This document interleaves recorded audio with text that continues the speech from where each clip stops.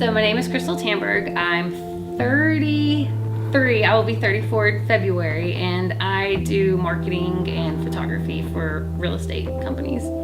I think what I like most about myself, if I have to pick something, is that I don't give up. I've had a lot thrown at me my entire life, and I don't quit.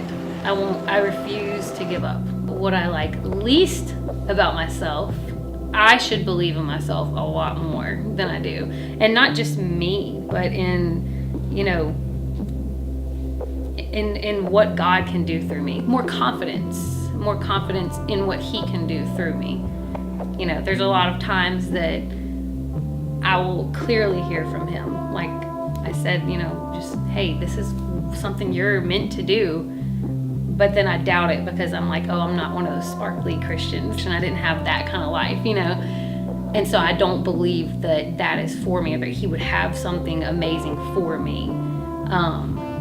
But that's what I like least about myself, because, if one of my children felt that way about themselves, it would break my heart. So I know that it's the same with my Heavenly Father. If He hears me just doubting myself and He's instilling all this greatness and opportunity to reach His other children, and I'm doubting myself, I'm limiting Him and what He can do through me. What's my biggest regret? I can't pick one, and I know the world has this big saying, I don't regret anything. I regret a lot of things that I've done, a ton of things that I've done. And my goodness, if there's any way, the only positive thing I could see out of the things that I regret is possibly giving someone else hope for the fact that they're going to do things that they regret too. I was not raised in a Christian upbringing. GD was thrown around every 5 seconds, a lot of abuse, but I knew Him then. I even remember when I was probably in kindergarten, I found these little tiny Bibles, and I remember being like, you know what, everybody in this house is so bad, and I was like, I'm gonna have to teach them. And I remember getting all of my cousins, we all lived in my grandma's house, none of our parents were around, and I remember making them come to the garage with me, and I was like, we are going to have church today, and I had never been in church, but we pulled open those Bibles, and I started, Abraham begat, and Isaac begat. I didn't know what I was doing, but I just knew what I was supposed to be doing. My biggest challenge growing up was surviving. That was making it through, just making it through each day and knowing that it won't always be like this. It was very scary, and there was no safe place except for God's arms. And I survived my childhood by taking notes. I was very smart as a little girl, and I could easily recognize right from wrong, good from evil, and all the evil that I saw, I took notes, and I said, this is what you shouldn't do. And if you learn anything from where you're living and what you're being raised in, just learn that this is what you don't do. Nothing negative towards the people that raised me. They were hurting people, and they had some serious wounds.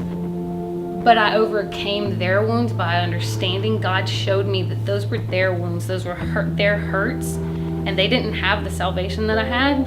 The most important attributes of the Lord that I know is He's ever present, and He is a Father.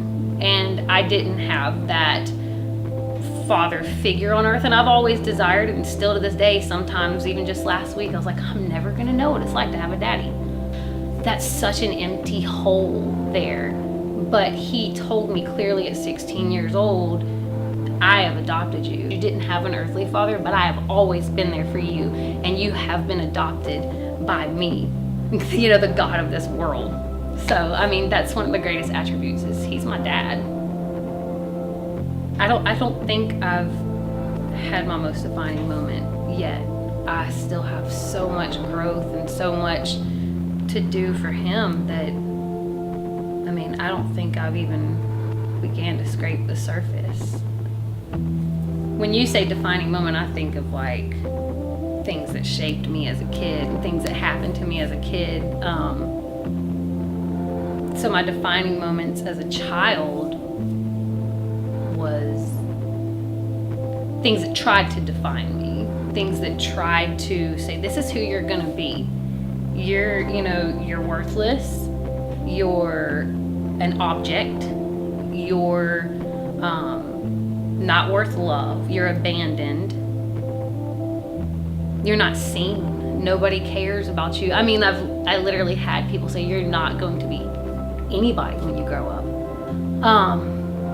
Watching my mom be abused, that was a defining moment. Those are my kind of defining moments as a child. They were wounds. Those things are defining. They're still in my head today, and then the self-abuse that came as a teenager from that, those were defining moments as well. I had nobody. But also I understood in those moments, every single moment I understood that he defined me. Those things were not my definition. That was not going to be, who is Crystal? This is who you are. It's what happened to you. No, it's who I say you are.